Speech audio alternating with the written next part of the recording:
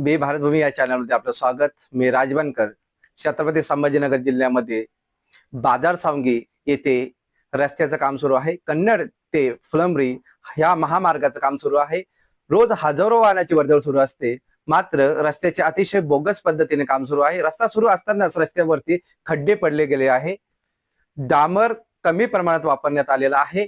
रस्त्यामध्ये कुठेतरी डांबर कमी पडलं व रस्त्यामध्येच खड्डे सुरू आहे आणि रस्त्याच्या मधोमध जे खड्डे पडले, आपण स्थानिक लोकांच्या प्रतिक्रिया घेतल्या आहे। स्थानिक लोकांनी सांगितले की अतिशय बोगस पद्धतीने काम सुरू आहे। जे ठेकेदार आहे याचं त्वरित लायसन कॅन्सल झालं पाहिजे। जर रस्त्याचा बेसच मजबूत नाहीये तर वरती येणारा जो दुसरा लेयर आहे तो काय कामाचा राहणार, असं बरेच लोक बोलतात। आपण थोडक्यात ज्या लोकांसोबत चर्चा केली आहे बघूया थोडक्यात। छत्रपती संभाजीनगर जिल्ह्यामधील तालुका खुलताबाद येथील बाजार सावंगी या रस्त्यावरील फुलंब्री ते कन्नडला जोडणारा हा रस्ता आहे।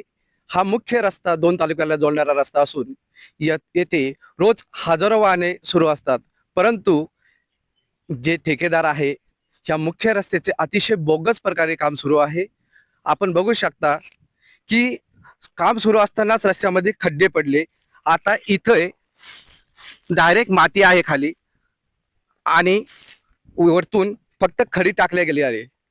कुठेतरी डांबर थोडंसं टाकायचं आणि बोगस रस्त्याचे काम करायचे। आपण पुण्या रस्त्याची पाहणी करणार आहोत। पूर्ण 500 मीटर रस्ता आहे। फक्त 500 मीटर रस्त्यामध्ये इतकी दुरावस्था केली ह्या लोकांनी रस्त्याची। ठेकेदार फक्त नावापुरता ठेकेदार आहे असं वाटतंय, कारण की कुठंच डांबर आढळत नाहीये। फक्त बोगस आणि बोगस आणि बोगस काम आहे।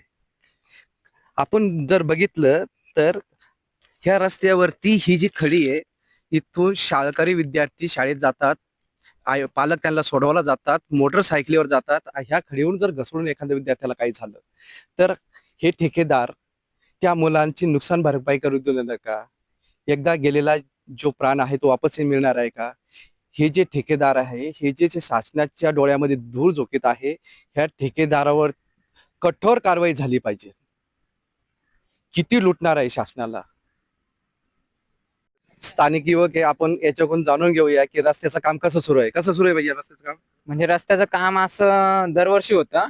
जेव्हा जेव्हा निवडणूक येतात तर त्यावेळेला नाही का इथले जे राजकारणी आहे ना ते जागृत होता, आणि जेव्हा जागृत होता तेव्हाच ते फक्त रस्त्याचं काम करते। आणि एक वर्षानंतर त्याची अशी परिस्थिती होऊन जाते की रस्ता पुन्हा खराब होऊन जातो। आणि म्हणजे इथले जे राजकारणी आहेत ना, म्हणजे जर कोणी पण असो, ते कोणत्याही पक्षाचे असो, माझा कोणालाही विरोध नाहीये, म्हणजे करताना ते व्यवस्थित काम करत नाहीये।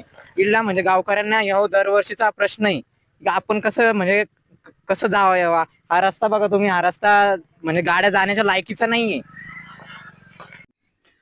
आपण स्थानिक जे नागरिक आहे त्यांच्याकडून जाणून घेऊया रस्त्याचं काम कसं वाटतंय त्यांना। सर नमस्कार। मी दिनेश साळुंके सोबलगाव, तिथून आमचा 3 किलोमीटर गाव आहे आणि हा मेन रोड आहे।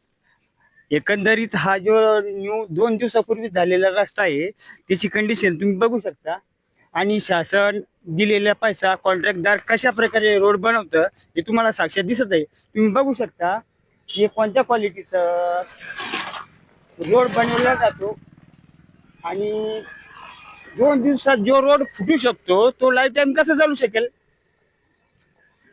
ही याला क्वालिटीज म्हणता येत नाही, कारण तुम्ही 2 दिवसात जो रोड फुटू शकतो तो कॉन्ट्रॅक्टदार त्याचं लायसन